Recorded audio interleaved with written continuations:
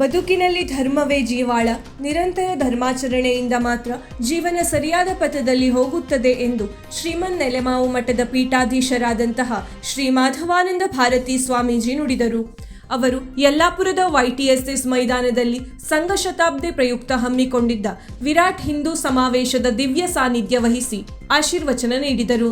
ಹಿಂದುತ್ವ ಅವನತಿಯತ್ತ ಹೋಗುತ್ತಿಲ್ಲ, ಆದರೆ ಆಚರಣೆಗಳನ್ನು ಬಿಡುವ ಮೂಲಕ ನಾವೇ ಅವನತಿಯತ್ತ ತಳ್ಳುತ್ತಿದ್ದೇವೆ. ನಮ್ಮ ಸಂಸ್ಕೃತಿ ಆಚಾರ ವಿಚಾರಗಳಿಂದ ನಾವೇ ಮಕ್ಕಳನ್ನು ದೂರ ಮಾಡುತ್ತಿದ್ದೇವೆ.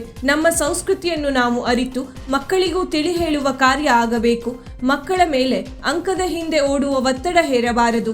ಅವರನ್ನು ಮೊಬೈಲ್, ಟಿವಿಯ ಗೀಳಿನಿಂದ ಹೊರತಂದು ಸಂಸ್ಕೃತಿಯ ಅರಿವು ಮೂಡಿಸುವ ಕಾರ್ಯವನ್ನು ಹಿರಿಯರು ಮಾಡಬೇಕು ಎಂದರು.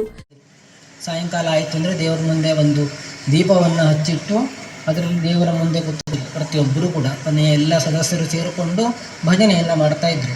ಈಗೇನಾಗ್ತಿದೆ ಅಂತ ಕೇಳಿದರೆ, ಆ ಸಮಯದಲ್ಲಿ ಧಾರಾವಾಹಿ ಬರ್ತದೆ, ಎಲ್ಲ ಟಿ ವಿ ಮುಂದೆ ಕೂತಿರ್ತಿದೆ. ಒಂದು ಅರ್ಧ ಗಂಟೆ ಊಟಕ್ಕೆ ಅಂತ ನಾವು ಇಟ್ಕೊಳ್ತೇವೆ. ಕೆಲವರು ಏನು ಮಾಡ್ತಾರೆ, ಅವ್ರು ಹೇಳುವಾಗಲೇ ಸುಬ್ರಹ್ಮಣ್ಯ ಭಟ್ರು ಟಿ ವಿ ಮುಂದೆ ಕೂತ್ಕೊಂಡು ಊಟ ಮಾಡುವಂತಹ ಪರಿಸ್ಥಿತಿ ಬರ್ತಾ ಇದೆ ನಮ್ಮಲ್ಲಿ ಅಂತ ಹೇಳಿ. ಅಂದರೆ ಅರ್ಥ ಮಾಡ್ಕೊಳ್ಬೇಕು, ನಮ್ಮ ಹಿಂದಿನವರು ಹೇಗಿದ್ದರು, ನಾವು ಹೇಗಿದ್ದೇವೆ, ನಮ್ಮ ಪರಿಸ್ಥಿತಿ ಯಾವ ರೀತಿಯಾಗಿ ಬದಲಾಗ್ತಾ ಇದೆ ಅಂತ. ನೀವು ಇನ್ನು ಅದನ್ನು ಕೆಲಸವನ್ನು ಓದೋದಿಂದಕ್ಕೆ ಕೆಲಸ ಮಾಡಲಿಕ್ಕೆ ದೊಡ್ಡ ಕೆಲಸವನ್ನೇ ಮಾಡಬೇಕು ಅಂತ ಹೇಳಿ ನೀವು ಚೆನ್ನಾಗಿ ಓದಿಸಿದ್ರಿ. ಈಗ ಕೆಲಸ ಬಿಟ್ಟು ಬಾ ಅಂತ ಹೇಳಿ ನೀವೇ ಹೇಳ್ತಿದ್ರಿ, ಅದು ಆಗೋದಿಲ್ಲ, ನಾನಲ್ಲೇ ಕೆಲಸ ಮಾಡ್ತೇನೆ, ಹಾಗಾಗಿ ಮುಂದೆ ನೀವು ಇಲ್ಲಿ ಬಿಟ್ಟು ಅಲ್ಲಿ ಬನ್ನಿ. ಆಗ ನಮಗನ್ಸೋದು ಏನು ಅಂದರೆ, ನಮ್ಮ ಹತ್ರ ಇಲ್ಲಿ ಇರಲಿಕ್ಕೆ ಆಗೋದಿಲ್ಲ, ಅಲ್ಲಿ ಹೋಗಿ ಜೀವನ ಮಾಡಲಿಕ್ಕೆ ಆಗೋದಿಲ್ಲ ಎನ್ನುವಂಥದ್ದು ಪರಿಸ್ಥಿತಿ ಬರ್ತದೆ.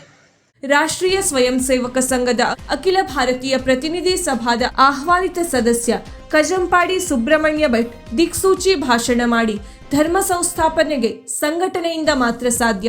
ರಾಷ್ಟ್ರದ ಕುರಿತು ಪರಸ್ಪರ ಪೂರಕ ಪೋಷಕ ಮಾನಸಿಕತೆ ಇದ್ದಾಗ ಮಾತ್ರ ಭಾರತ ಜಾಗತಿಕ ಮಟ್ಟದಲ್ಲಿ ಶ್ರೇಷ್ಠವಾಗಿ ಮುನ್ನಡೆಯಲು ಸಾಧ್ಯ.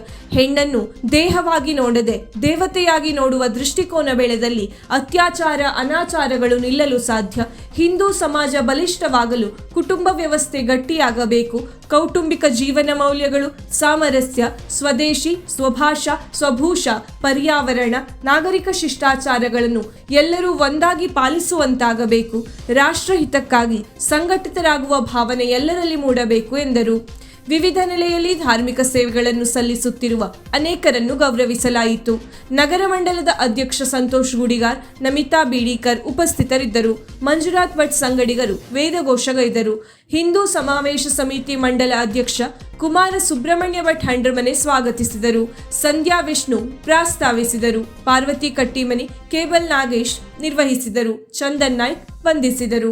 ಪಾಠ ಮಾಡುವಾಗಲೇ ತಪ್ಪೇ ಪಾಠ ಮಾಡ್ತಾರೆ. ಶಬ್ದಕ್ಕೆ ಅರ್ಥ ಏನು ಅಂತ ಕೇಳಿದರೆ, ಇವತ್ತು ಸಾಮಾನ್ಯ ಎಲ್ಲರೂ ಕೊಡುವ ಉತ್ತರ ಬಹಳ ಸುಂದರ ಉತ್ತರ ಕೊಡ್ತಾರೆ.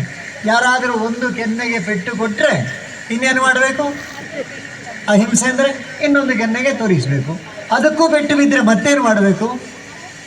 ಮತ್ತೆ ಓಡಬೇಕು. ಮೊದಲೇ ಓಡಬಹುದಿತ್ತಲ್ಲ, ಈ ಎರಡನೇದು ತಿಂದದ್ದು ಯಾಕೆ?